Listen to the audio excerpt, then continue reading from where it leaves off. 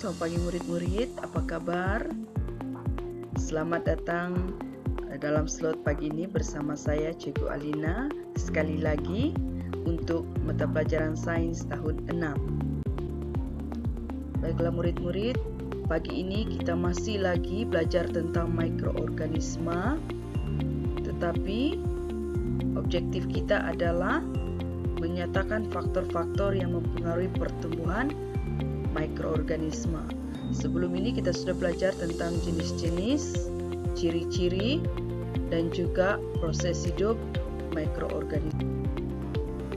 Ini murid-murid, fokus kita adalah apakah faktor-faktor yang mempengaruhi pertumbuhan mikroorganisme. Baiklah murid-murid, di sini ada formula ringkas untuk kita mudah mengingati faktor-faktor pertumbuhan mikroorganisme, yaitu sukan. S untuk suhu yang sesuai, U untuk udara yang cukup, K untuk keasidan yang sesuai, E air ada, N nutrien ada. Inilah formula ringkas untuk kita mengingati kelima faktor pertumbuhan mikroorganisme, yaitu sukan. Sekarang kita akan lihat faktor yang pertama, faktor suhu yang sesuai, S. Suhu. Murid-murid, setiap spesies mikroorganisme memerlukan suhu yang sesuai untuk bertumbuh. Maksudnya kalau suhu tidak sesuai, maka organisme tidak akan bertumbuh. Suhu yang sesuai atau dipanggil sebagai suhu optimum, pertumbuhan adalah berbeza-beza mengikut spesies mikroorganisme. Kebanyakan suhu optimum pertumbuhan bagi mikroorganisme adalah antara julat 20 derajat Celcius hingga 50 derajat Celcius. Seterusnya adalah faktor udara yang cukup, U, udara. Murid-murid, seperti manusia, mikroorganisme juga memerlukan udara, sama ada untuk menjalankan proses respirasi atau pernafasan bagi menjana tenaga, untuk menyebarkan spora atau medium, untuk berpindah dari satu perumah ke perumah yang lain.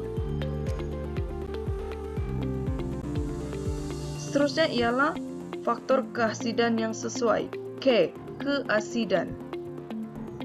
Keadaan keasidan makanan penting untuk pertumbuhan mikroorganisme. Keasidan diukur atau dikenali sebagai skala pH yang julatnya antara 0 hingga 14, di mana pH 7 adalah neutral, pH kurang dari 7 adalah berasid, dan pH lebih dari 7 adalah beralkali. Makanan yang mempunyai pH hampir dengan 7 adalah sangat ideal bagi pertumbuhan mikroorganisme. Maksudnya murid-murid, makanan neutral adalah paling ideal atau paling sesuai untuk pertumbuhan mikroorganisme. Setiap mikroorganisme mempunyai pH pertumbuhan minimum, optimum, dan maksimum. Julat pertumbuhan optimum adalah 6.0 hingga 7.5. Tetapi pertumbuhan boleh berlaku perlahan pada para spesies yang lebih rendah atau lebih tinggi.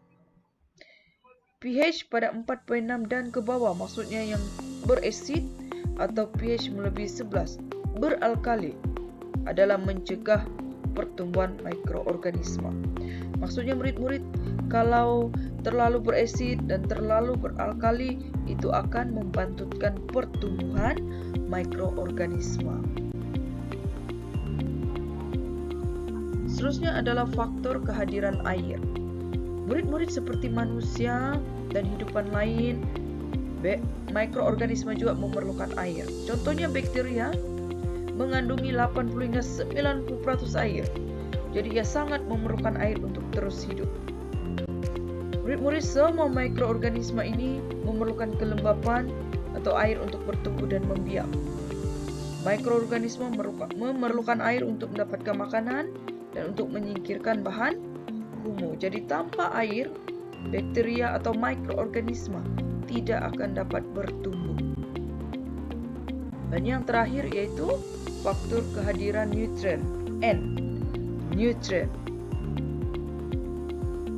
Nutrien ini adalah makanan murid-murid. Seperti juga katakan manusia juga memerlukan makanan, mikroorganisme juga memerlukan makanan. Jadi makanan ini merupakan keperluan yang penting bagi semua organisme, termasuk kita manusia. Jadi mikroorganisme ini memerlukan protein, karbohidrat, vitamin, dan mineral untuk bertumbuh. Dan ini adalah nutrien yang diperlukan oleh mikroorganisme. Jadi tanpa nutrien juga mikroorganisme tidak boleh bertumbuh.